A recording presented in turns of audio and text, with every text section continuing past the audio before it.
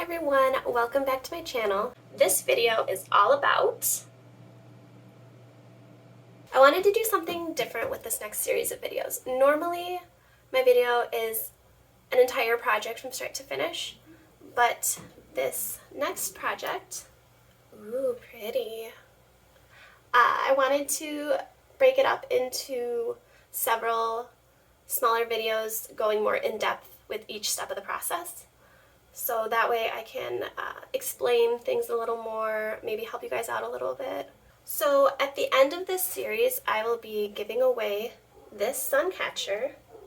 This could be yours on my Instagram page. So if you want to follow me on Samantha Ashley Glass, and you can look out for the giveaway, and then you can enter it. Cool. Alright, so let's get into the videos. Okay, and then as soon as you are done soldering, you want to clean off your piece. You can use normal dish soap like Dawn. I like to use CJ's Flux Remover. I mean, it's made for stained glass, so I say you might as well use the stuff it's made for. I also like to scrub with a toothbrush. If you notice, I have, oh, you can't see in here. I have basically, I buy these toothbrushes in bulk and I label them and I use them for everything.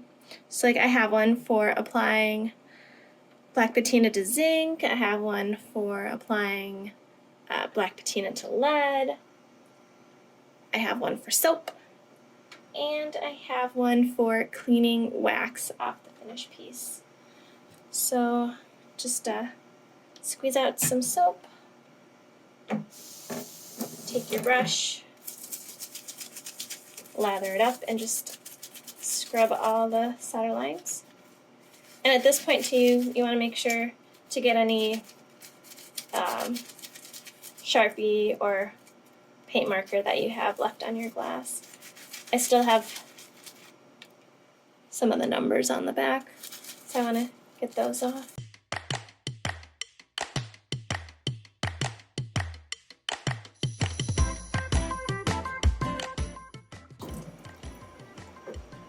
Okay, there we go, nice and clean. Now we let it dry.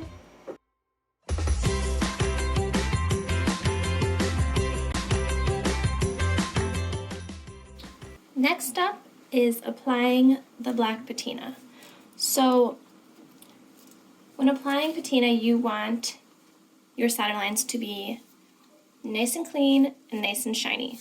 So I just cleaned my piece with the Flux Remover. So it's all clean and dry. Now you could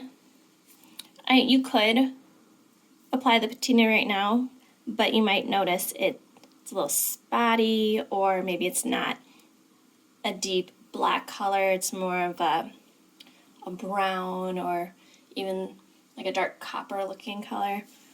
So I like to go through and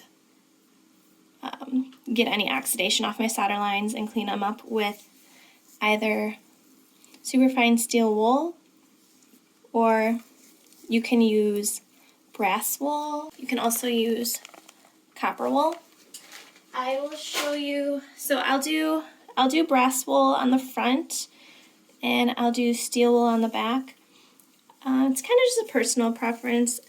I mean, I like using both. I think steel wool is a little bit messier, but it gets the job done. So this is the brass wool.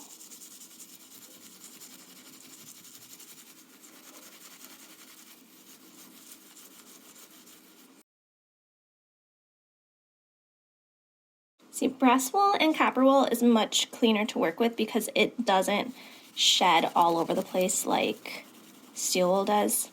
And you might get a few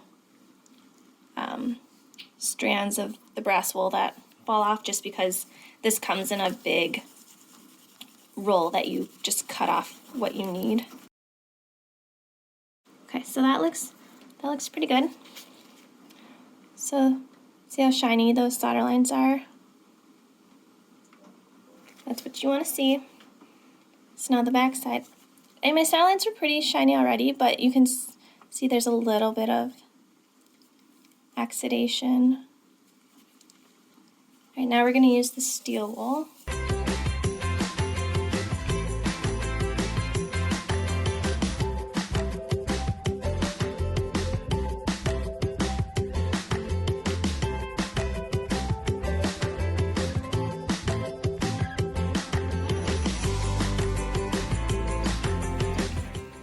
I think right now I prefer the steel wool just because I'll have to look if you can get the brass wool finer, but I think this is considered fine, but it's still, I think, a little coarse. So you can almost, I don't know. Actually, it's not that bad. Okay, I have to do the edges. Yeah, do not forget to do your edges.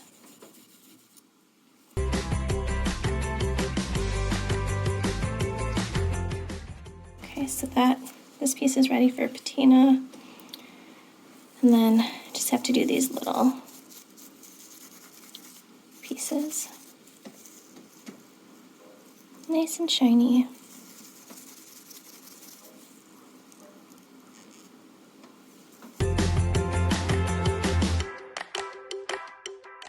Although I do find the steel wool is easier with these because you can just put them inside and kind of.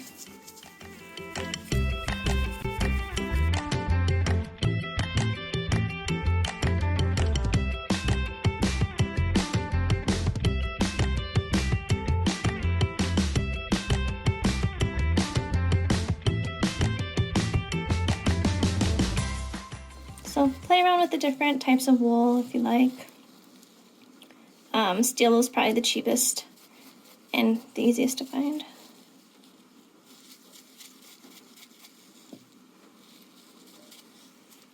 Alright, time for my favorite part, which is applying the patina. It's such a cool process. So first you want to protect your work surface, so you can either put down some paper towel, some newspaper, or you can get a tray. This is just a plastic serving tray. And then I like to use a toothbrush, Novacan black patina. I always have a few Q-tips and then a little pipette. Some people like to pour their patina right into the cap, or they pour it into another little jar. I just put my pipette right into the jar, get some patina out, and then I just put it right on my piece, take my toothbrush, and spread it around. And make sure you wear gloves. You don't really want to be touching it too much. Oh, and some people put their patina into a spray bottle.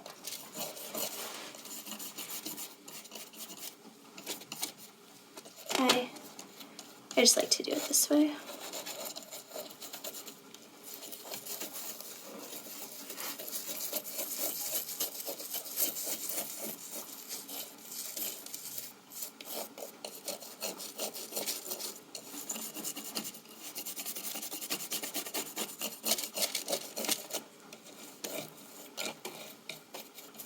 Looking good, looking good. Flip it over and repeat.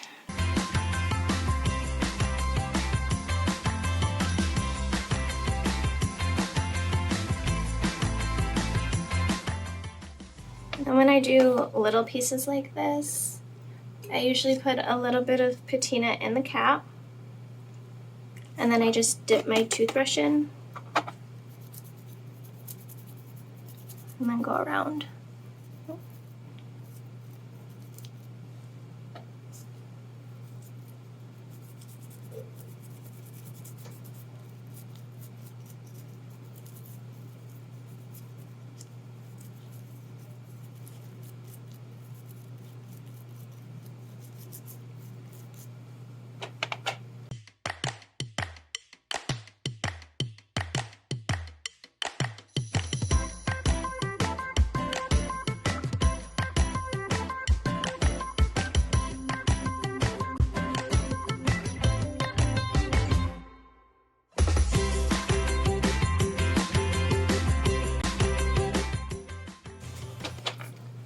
Okay, and the patina is done.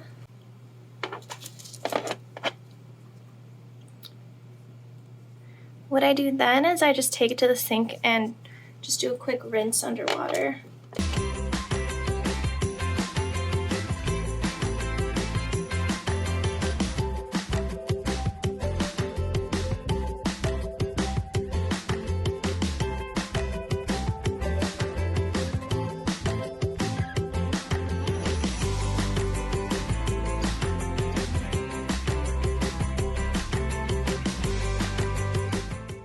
And that is how you get a nice patina.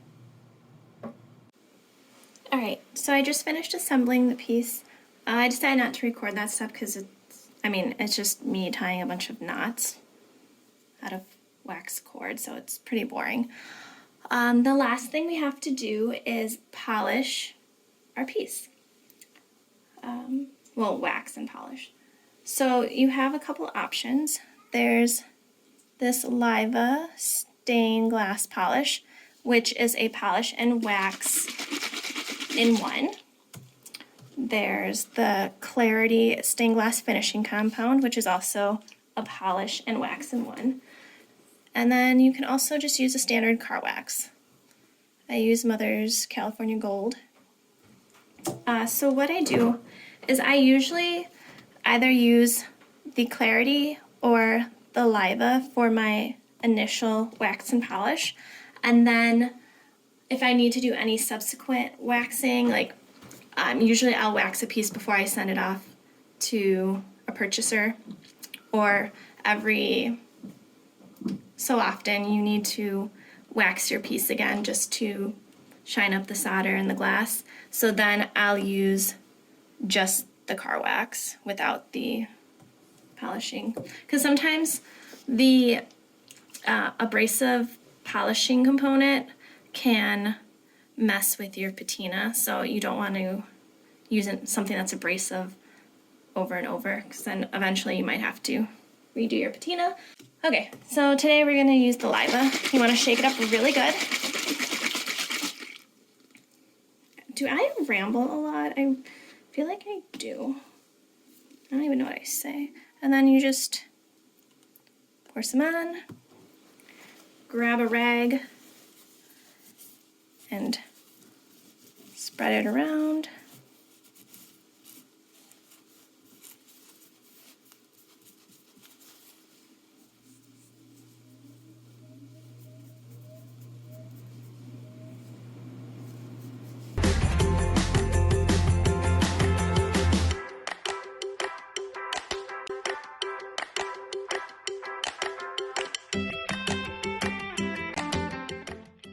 Make sure you get it everywhere.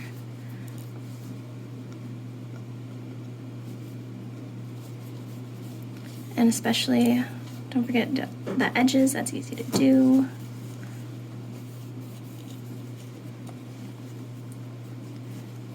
Okay, so now you want this to dry. So I usually just hang it up on the wall somewhere. And then we'll come back to it when it's dry. Alright, so now that the wax has dried and you can see it's all hazy, the last thing we need to do is buff it up and make it all shiny. Oh my gosh, if you hear that noise, that's just my toddler upstairs running around. Anyways, so I like to buff the wax off with microfiber cloths, And then I use a toothbrush to get into the little nooks and crannies.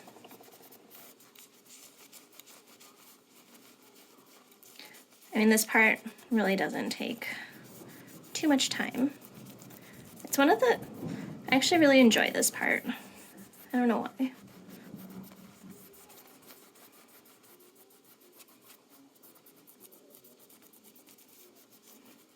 So I just do a quick wipe through and then get my toothbrush and go along the seams and in the corners. You can also you can put the cloth around your finger and use your nail to get in the little spots.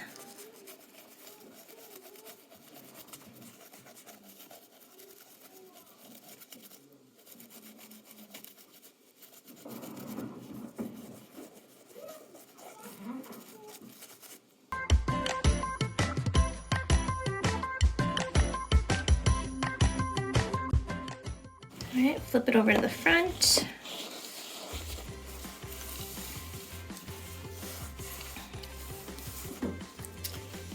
And repeat.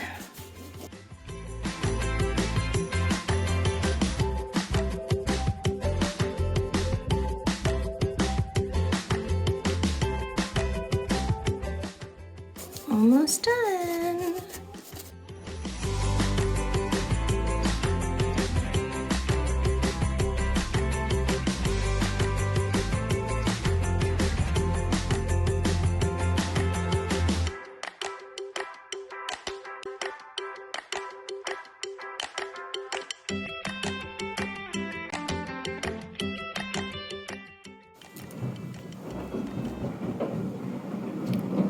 And look at that shine.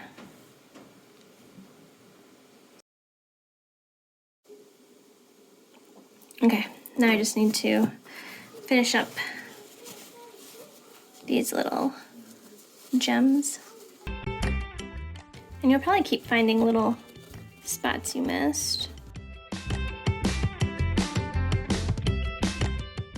Wax likes to get stuck in the little crevice around the gem, so the toothbrush is nice.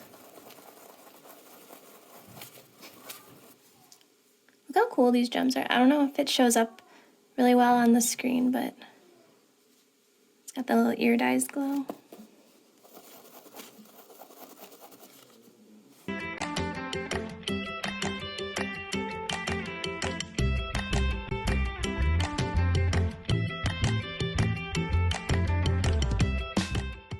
No way, I've been polishing for 7 minutes, or was I talking? I was talking some of it.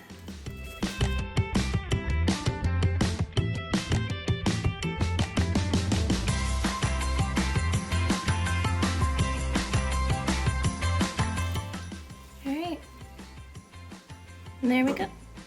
All done, yay.